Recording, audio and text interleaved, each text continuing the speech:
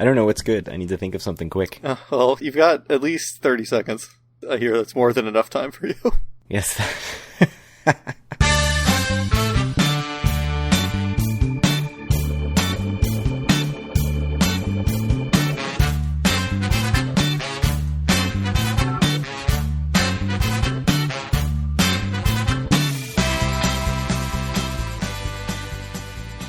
Howdy, it's Wednesday, October 6th, 2021, and this is episode 158 of Due for a Win, the Atlantic City Casino Biz podcast. I'm Kyle Eskin, joined, as always, by Craig Stone. What's good, Craig?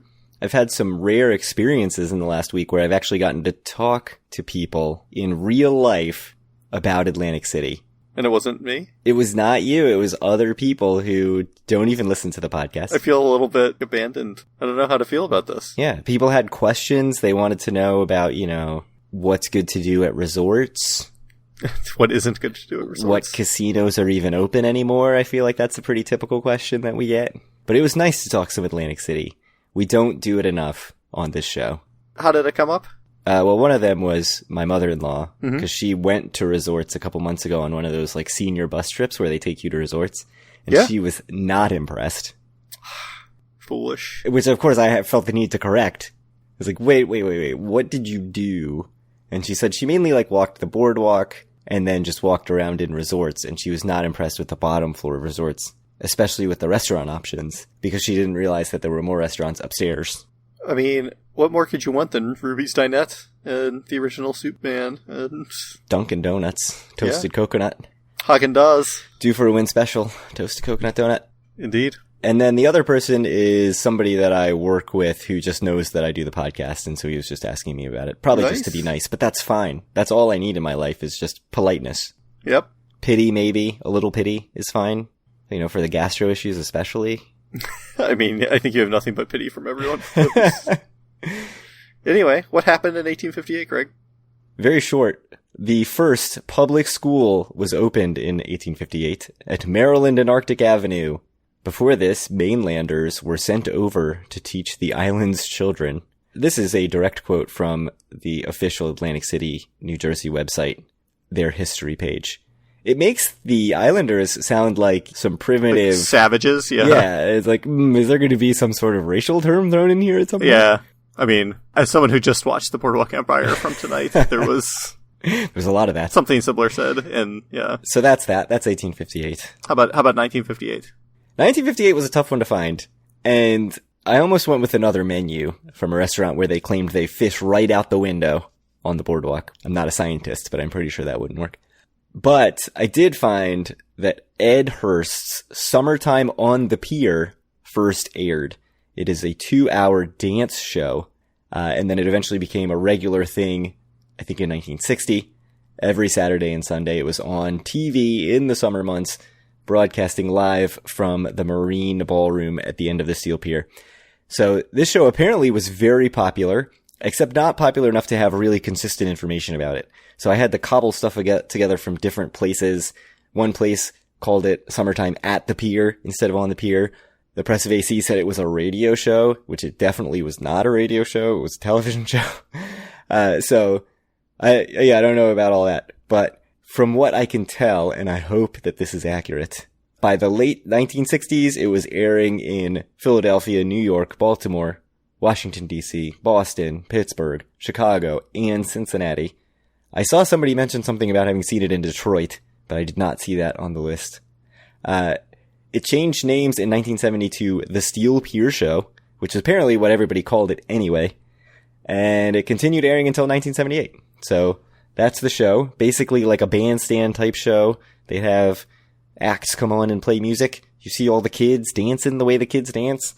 And I will read a quote from PhiladelphiaMusicalAlliance.org that says, among the numerous celebrity guests to appear on the show were Perry Como, the Osmonds, Buddy Greco, Patty Page, Frank Sinatra Jr., Johnny Mathis, Stan Kenton, who I've never heard of, and the Carpenters. Most disappointing junior in all of music history. That's surely not true. I'm sure it's not true at all. Was A Country Boy Can Survive, was that Hank Jr. or was that Hank III? I'm not sure. Oh, clearly not disappointing. Junior. Yeah. Yeah. Wow, we haven't talked about Country Boy Can Survive in a very long time. I was trying to think at some point randomly, like, what song should you request in a Nashville bar? And it came to me after I was home from Nashville that I should have requested A Country Boy Can Survive. They surely would have known it. Anyways, any thought about Ed Hurst's Summertime on the Pier show? Absolutely not. 2 hours of Atlantic City-based dancing every day. I mean, every weekend day. What's Saturday the name of that guy that does, like, the old people dance parties at the Nugget now? The Geeter with the Heater? The Geeter with the Heater. He's not at the Nugget anymore, but I just saw something advertised that he's somewhere else. Maybe, like, one of the Philly casinos or, like, Bethlehem? Oh, my goodness. I just saw something about him, too. And somehow, like, that's what this reminded me of. Yeah, no, it's great. Definitely in the same vein, I'm sure, as the Geeter. I think Ed Hurst apparently is, like, a Philly broadcasting legend, I think. Ed Hurst. That's why he's at philadelphiamusicalliance.org/honoree.php. There you go. Being honored for something. That's right. I have a question for you. I'm ready. I see the question with my eyes, but you can read it for our listeners. So the last few trips, we've done 2-night trips. Mm-hmm. The vast majority of our trips in you and I's history of going to Atlantic City have been 1 night. We've done a few single-day trips with no nights. Is that true? I want to call the premise into question, because certainly early on we did only 2 or 3 night trips. No, I've never done a 3-night trip in Atlantic City. Okay, so only 2 then. I've certainly done 3-night trips. No, I've looked at my spreadsheet of my visits to Atlantic City to confirm that most trips have been 1 night. Okay, sure. Maybe not the vast majority, but most. All right, go ahead. Do you think we'll ever do a 1-night trip again? I mean, is this a real question? Yeah. Yeah, of course we will.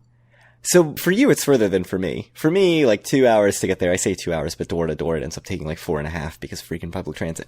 It seems like the stuff that we did in the last trip, all the non-casino stuff that was really enjoyable, is much easier to do when you have 2 nights because not just the time, obviously, but adding extra meals, right? Like if you only have 1 dinner and 1 lunch and 1 breakfast and then you're out of town, you don't really get a chance to do a lot of the stuff that we did.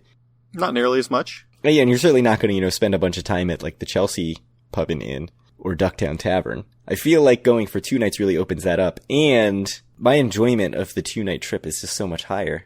So it's almost like, is it worth going fewer times, but for 2 nights a trip, rather than maybe going more trips that are only 1 night a trip? I think it's probably, like, my impression is different than yours for a couple of reasons. One, I think I don't mind 1-night trips nearly as much as you do. As you say, I am definitely, it's a bit more of a hassle for me to get there, but there's just a lot of times for me where I won't be able to do a 2-night trip, but like I absolutely would do a 1-night trip, or I know you've done 1-night trips where I've come down and visited you for the day. Come up, I guess. Have you done day trip only? Ever? Yeah, I certainly met you there. I've never done, I don't think I've ever done a day trip like you've been there longer and I've just come for the day. I know there's been at least 1 trip where you stayed an extra night. Like I think you had people meeting you there. So that might have been a 3-night trip for you, or I stayed for 2 nights. Yeah. Yeah, maybe my idea is flawed that like this, you would get more trips if you were doing all 1-nighter trips. Like maybe that's not even true. And it's just the same number of trips anyway. Yeah, I don't think it's a question like we can go more if we do more 1-night trips. So it's worth trying to make it so they're 2-night trips, but I think there'll be weekends where, hey, we're available for 1 night or whatever, or even like if you and Paul are going for 2 nights, I'd still come for 1 if that's what I can do. Yeah, I think if I was in a situation where I had easier access to the car on weekdays, that would make a big difference. But you're right, we probably will still do 1-night trips. Absolutely. I have 1 planned right now at the end of the month. Who knows if I'll go or not, but I have a room booked. That's true. Did you, make dinner reservations, show tickets, all that stuff? No, just saw a Friday night comp at Borg and took it. Did you book your New Year's Eve reservation at Resorts? Oh, I did not book that, but yes, I was excited to see that I had the possibility of getting a New Year's Eve reservation, but they said I had to check out on New Year's Day, which is fine. You should book it and then see if they bump you from it and offer you something. Although, like, what do you really want from Resorts? It's not like, some Vegas tripping Mike E situation where he books during some fight and knows that he's going to get bumped and uses it to get the super palatial suite at the Wynn or the Borgata, the Bellagio.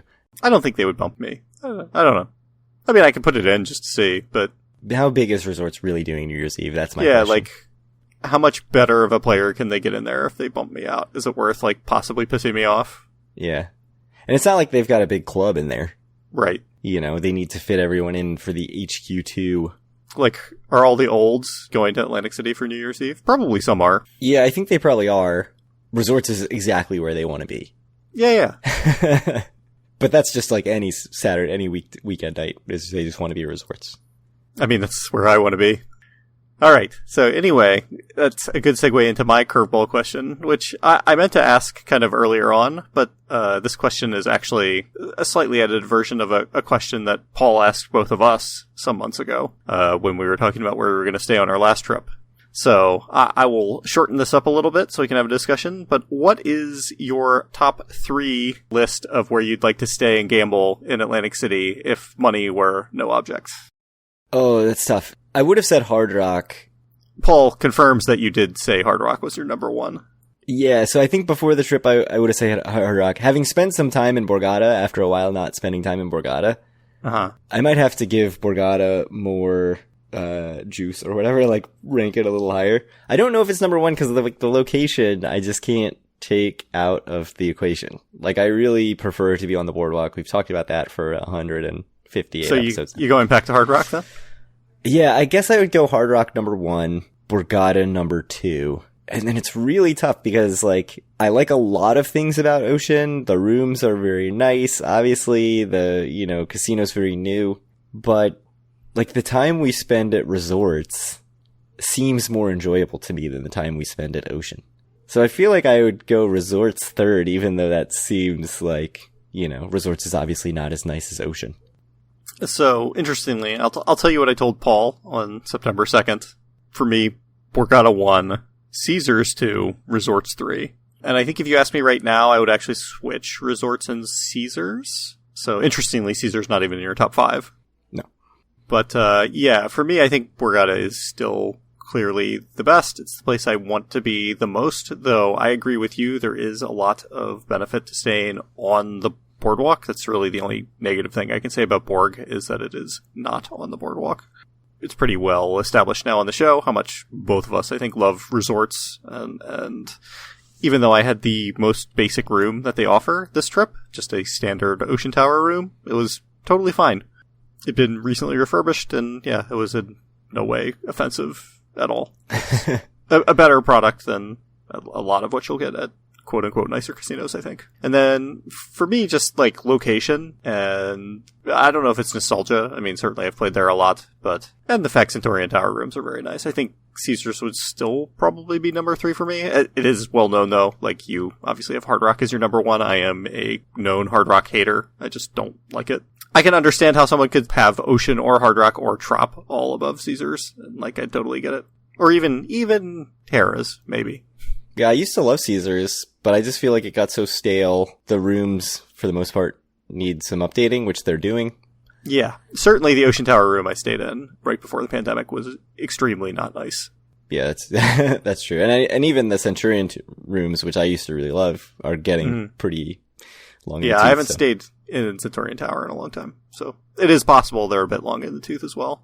Yeah, it's interesting.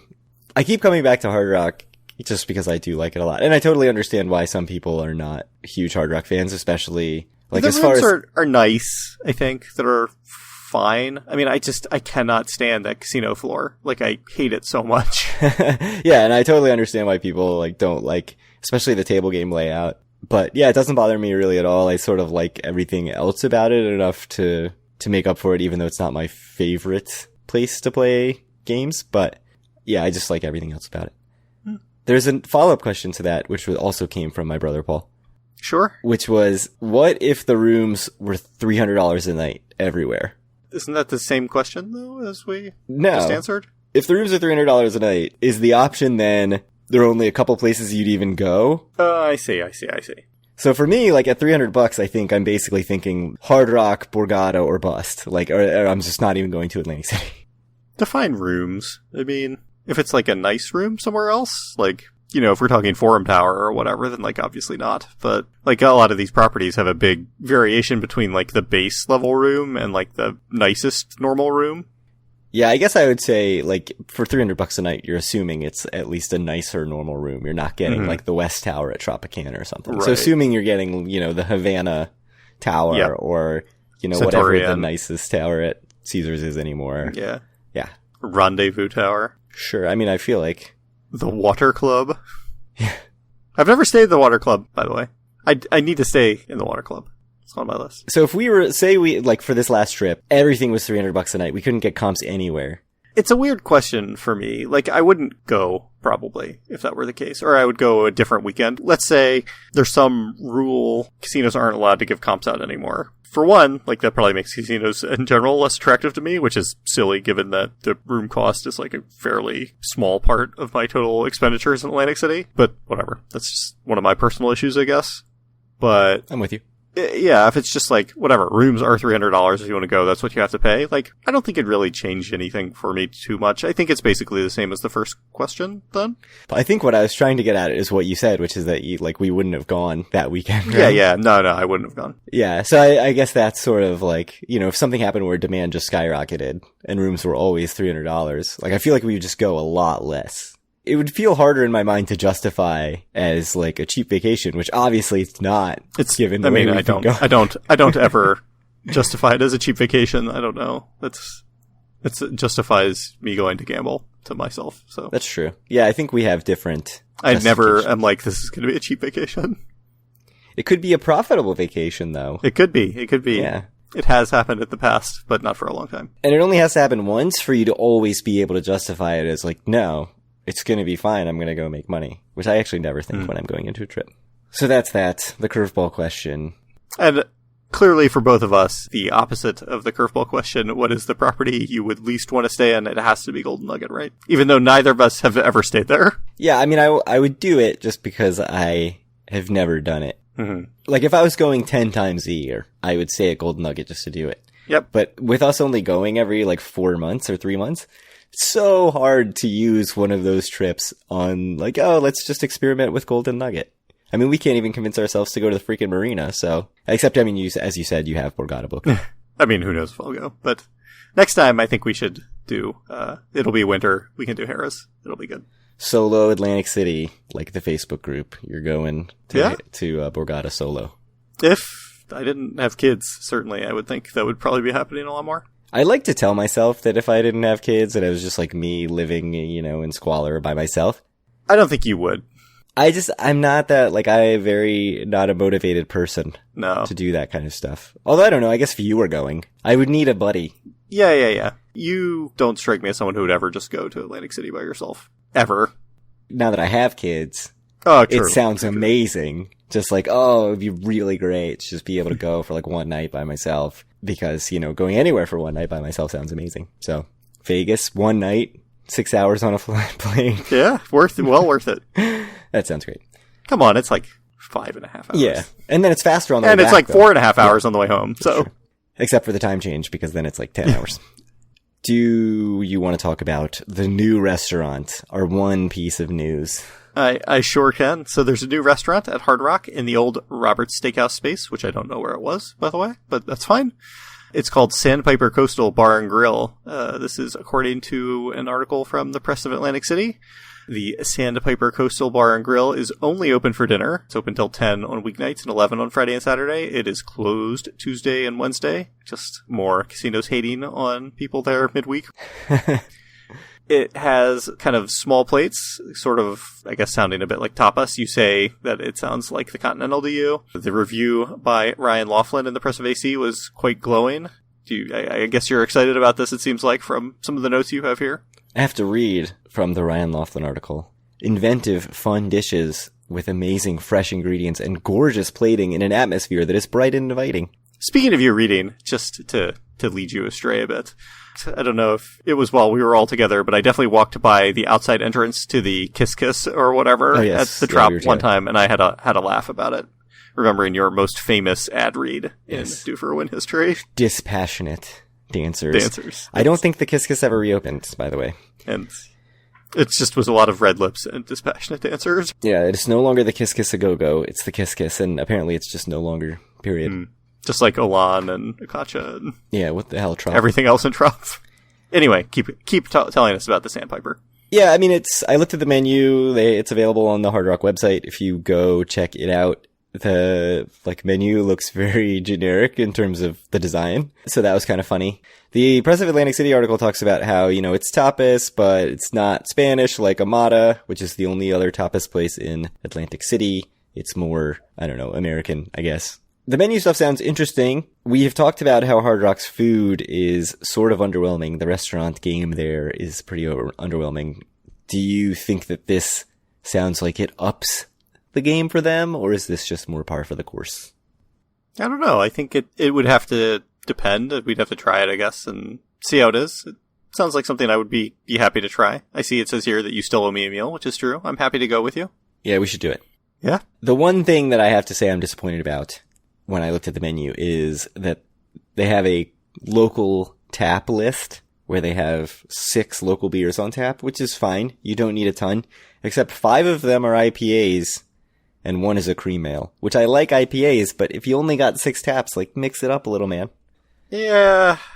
Is it 6 taps or is it just 6 taps for local stuff? Because certainly if you want a Pilsner or whatever, there's plenty of crappy Pilsners that are always available. I can't even guarantee that these are on tap. They might be bottles and cans. But yeah, and then they've got all the macros. They've got, it's like everything you'd expect. Bud, right. Miller Lite, Coors Light, Blue Moon.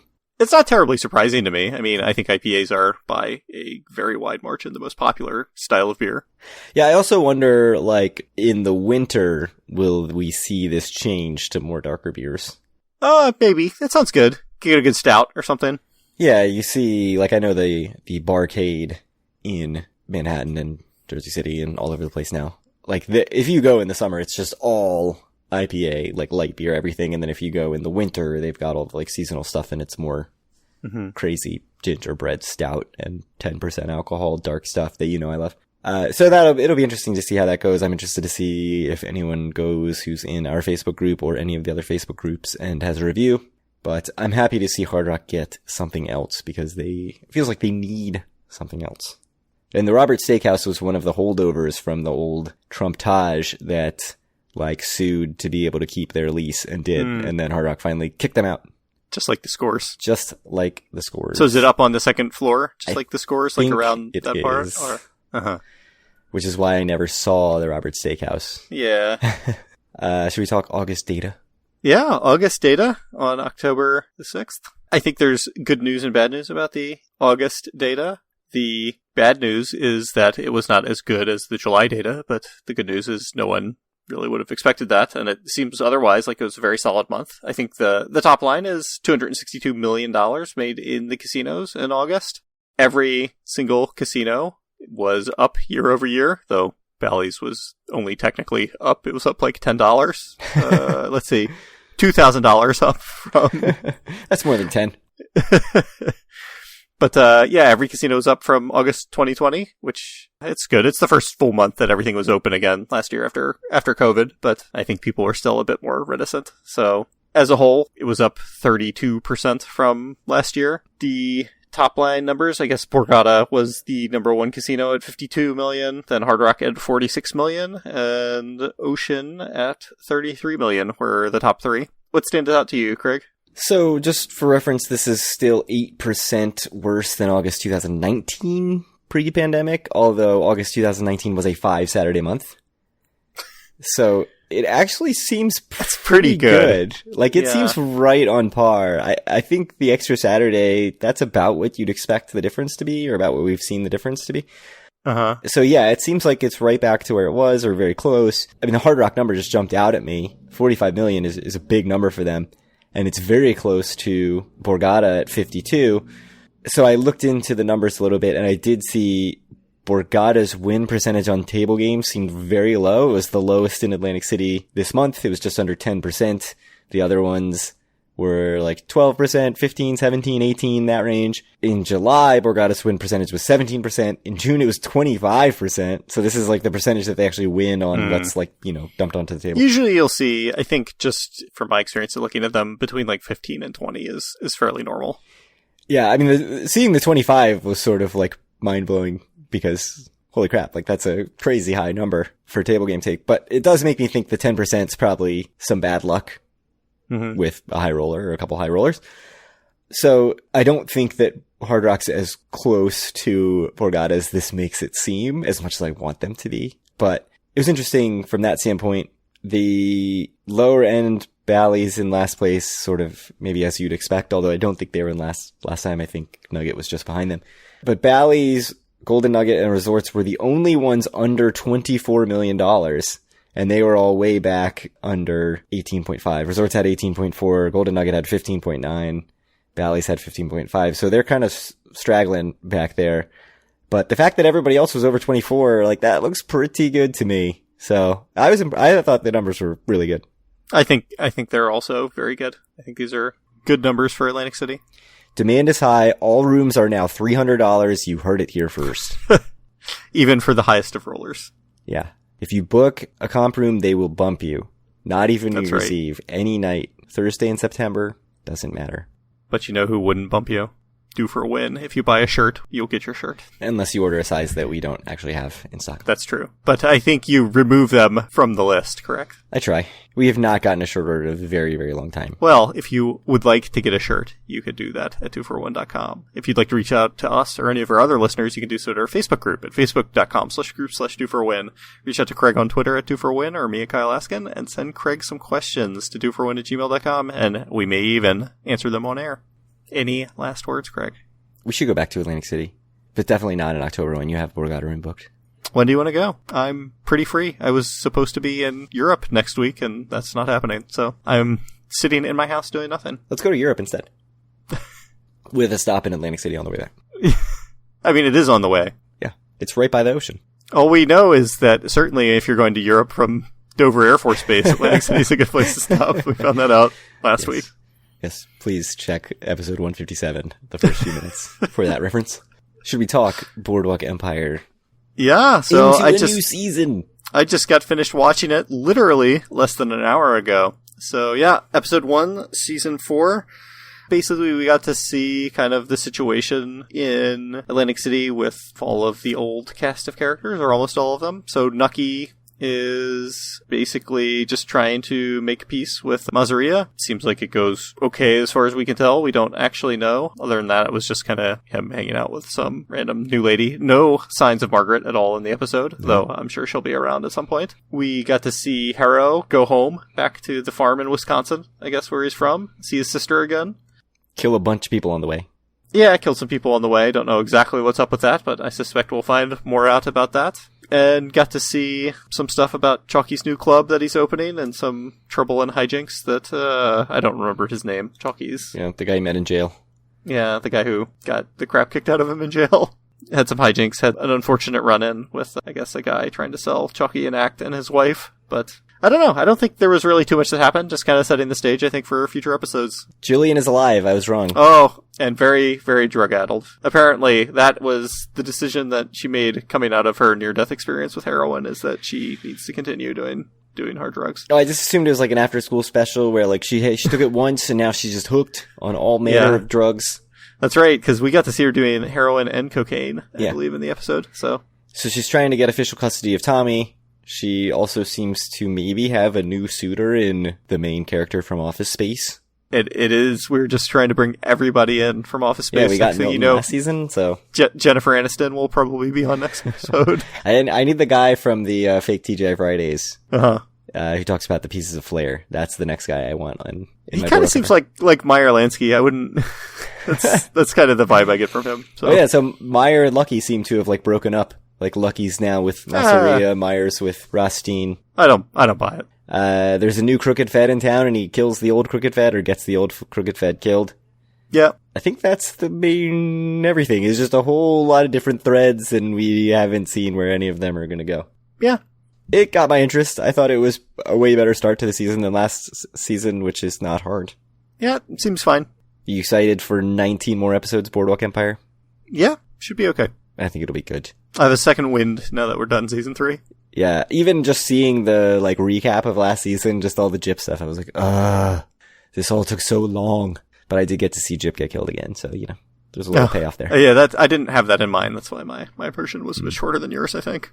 Oh, yeah. I mean, we're watching on very official channels in case there's any question. HBO Max only, which is where it's available. Just like you always book your own hotel rooms. Correct. Yes, because we would never not do that. That would be ethically questionable. Yes, no, we would never do anything ethically questionable, that's for sure. Indeed. We would certainly never take the Do AC logo and alter it slightly and put it on a shirt. That wouldn't happen. That would be trademark infringement, and that is wrong. Any other thoughts? I mean, all we did was recap it. We didn't really say much about our feelings about it. There was nothing happened. Nothing happened. It's just setting the stage. There's nothing to talk about in terms of feelings. There's lots of very uncomfortable racism, Kyle. When Nucky and his lady friend were watching the performance, and she said it made her feel primal or something like that, it made me very uncomfortable. That was, so obviously, intended to do that to you. Oh, yeah, no, that was what they were going for, certainly. I think that's it. We'll see what happens. I'm assuming we'll get more.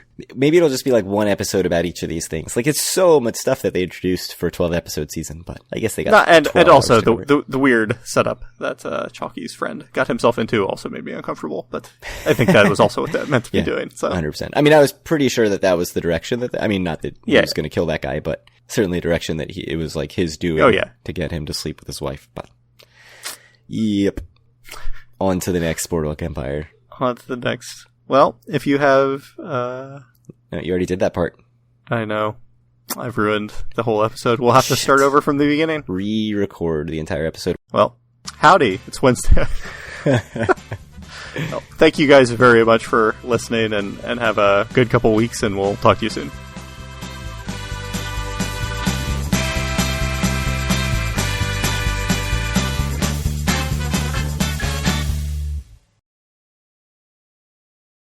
I've been playing the win slots, as you know.